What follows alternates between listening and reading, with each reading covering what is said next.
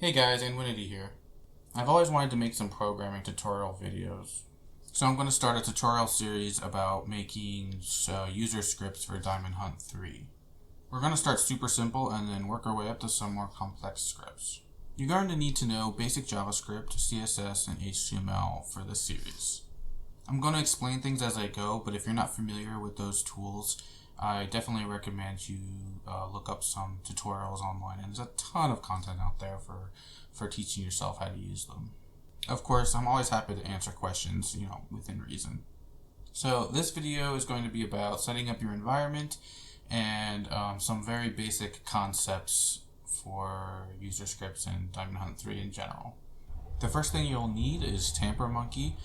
So just go over to tampermonkey.net, download and install, and they support pretty much every major browser, so just download the one for your browser. You might want to download it for Chrome and Firefox as well, as those are probably the two most common browsers that other people will be using, and you might want to test it in at least those two browsers. If you want to share your scripts with other people, you'll want to create an account on Greasy Fork. So just go over to greasyfork.org, sign up, and then you can upload your scripts here. It's really simple. You just click on your username up here, and then you can either publish a script that you've written, or you can go down to one of your existing ones and go over to update and just update it in this screen here.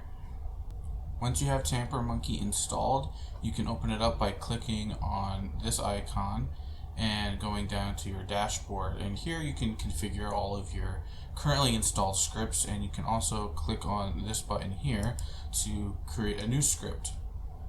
I'm not going to go over any of the programming details in this video.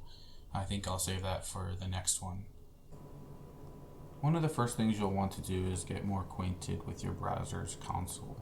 I think most browsers let you just hit F12 to open it up, but if that doesn't work for you, you might have to just look up online how to open it with your browser. Now, once you're in here, there's three main tabs that we're interested in.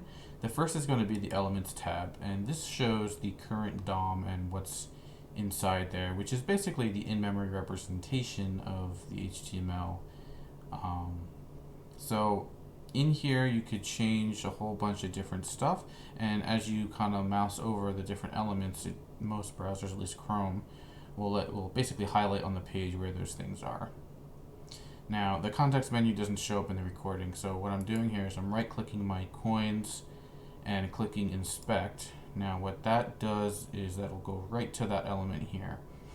And if I wanted to test out how something looks, I could type something in here and just modify it directly.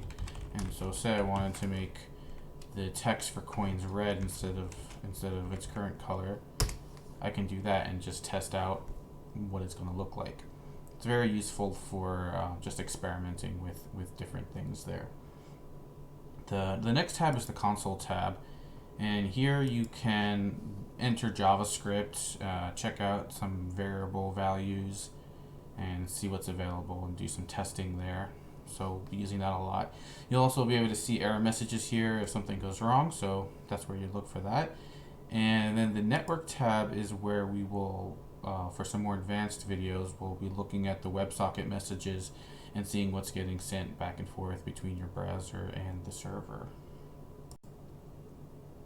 Another thing I recommend is getting my var viewer tool here, and this will let you very easily search for different variables if you're trying to find something specific. So if you're looking for anything that's copper related, you could just type copper in here. Give it a second to look through everything, and then it'll come up with anything that has copper either in the variable name or the value.